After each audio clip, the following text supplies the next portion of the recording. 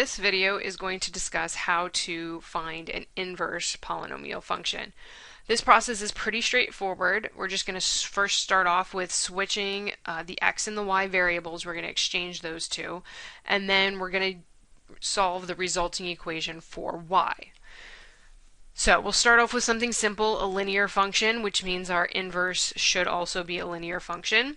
So we're going to switch x and y here. So we're going to start off with x equals 2y minus 7. So again, all I did here was instead of y I wrote x, instead of x I wrote y. Now we just look at this new equation and we solve for y. So order of operations, we're going to add 7 to both sides. So we get x plus 7 equals 2y, and then we divide by 2. So we end up with our inverse function being x plus 7 over 2.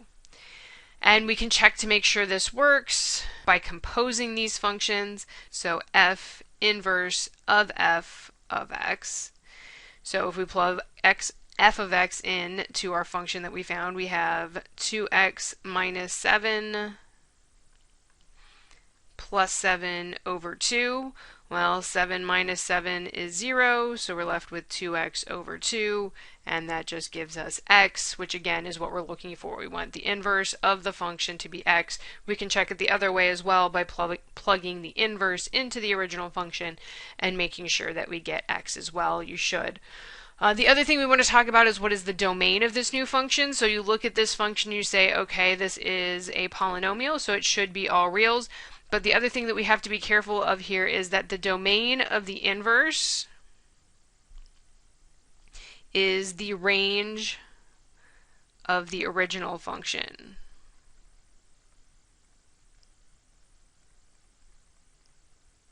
So again, this original function was a domain of all reals and a range of all reals. No matter what you plug in, you're going to get some number on the number line from negative infinity to infinity. And so in this case, our domain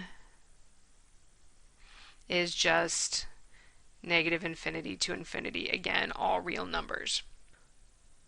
I want you to pause the video here and try the next example. The only difference here now is that we have a squared, so we're going to have to do that square root at the end, but the process is going to still be the same, not too difficult. So pause the video here, try it out yourself, and then resume the video to check your answer.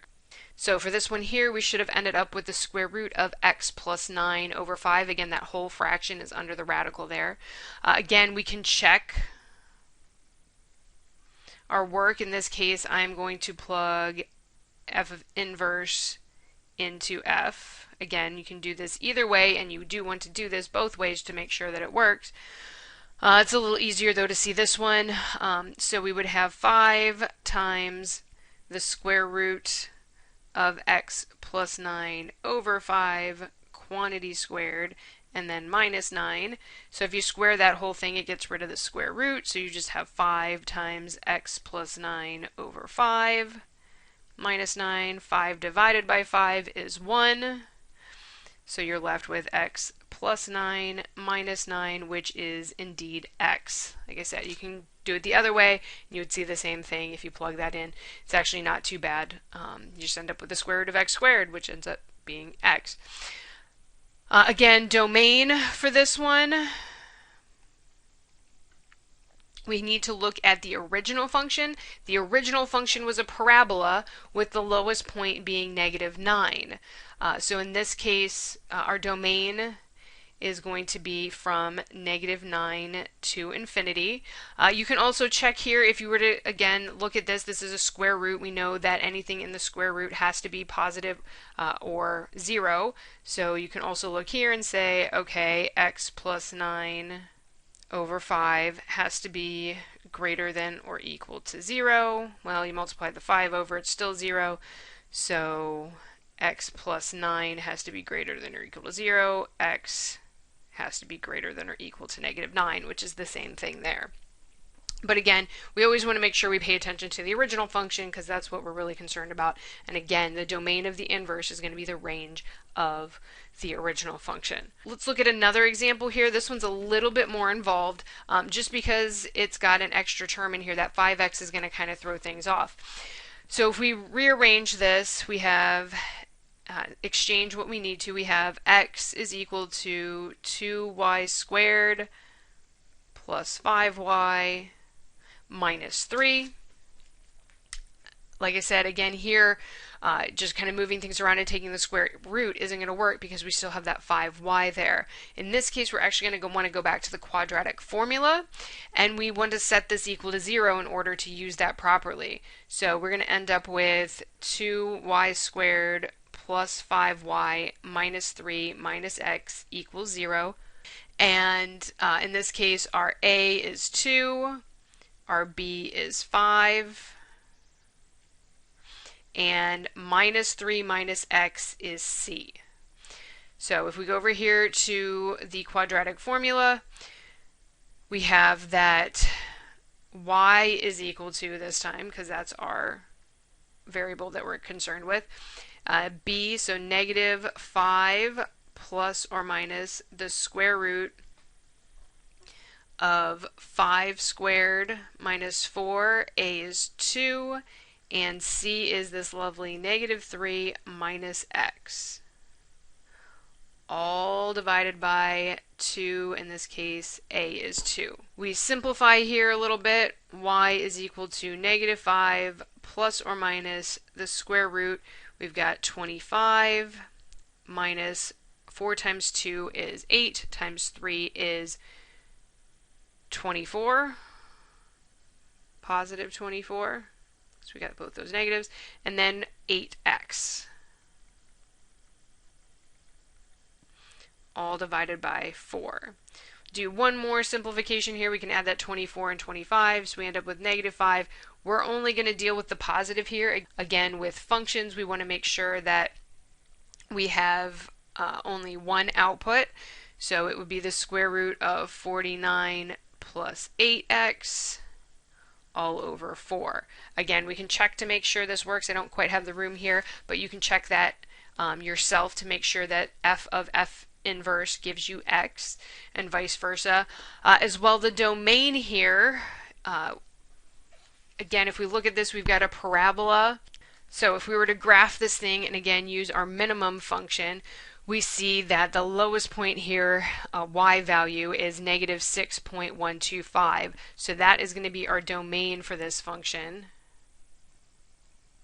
Our domain is going to be from negative 6.125 up to infinity. So that is our domain for this function. Again, if you were to go through and actually solve that radical as well, again, that radical, that 49 plus 8x has to be positive, and then you kind of can go from there. That's what is restricting our domain. You would get that same thing, that negative 6.125, which is 49/8. And if you simplify that, you would get the same thing for the domain. Again, making sure. Again, this makes sense because you need whatever's under the radical to be greater than or equal to 0. So you need that 49 plus 8x to be greater than or equal to 0. And if you solve that, you find that x is greater than or equal to negative 6.125. We have one more example here, and this one starts off as a rational function. Again, looking at the domain and range of the original function, I have the graph here. You can see again the range looks like it hits just about everything, but there is this horizontal asymptote here. And if you recall from our lesson on horizontal asymptotes, you notice that since these are the same degree, x minus 3 and x plus 5 have the same degree, 1, that you can just divide the coefficients and we get that horizontal asymptote to be 1.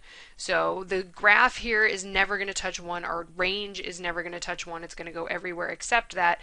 We know that the range of the original function, x minus 3 over x plus 5, is never going to touch 1. So it's going to be that open interval there at 1.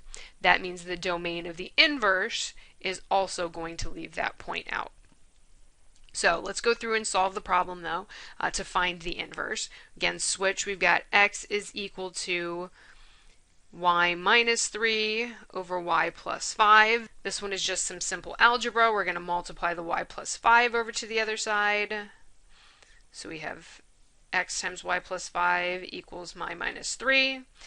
And now this is, you're kind of wondering, how do we get those y's to get together? Well, we're just going to distribute the x. So we have xy plus 5x is equal to y minus 3. And then you need to put the y's together. So we'll move them to one side. We'll have xy minus y equals, we'll move the 5x over, minus 5x minus 3. And then we'll factor that y out on this side. We have x minus 1. Don't forget the 1 because there is 1 there. And negative 5x minus 3. Divide that over. So y is equal to, and again, this is our inverse function, is negative 5x minus 3 over x minus 1. This makes sense. We know here our denominator here can't be 1. And so that makes sense for our domain that we talked about before. It worked out. So this is just a basic overview of how to find inverses as well as their domains. Do some more practice examples to reinforce your knowledge for this concept.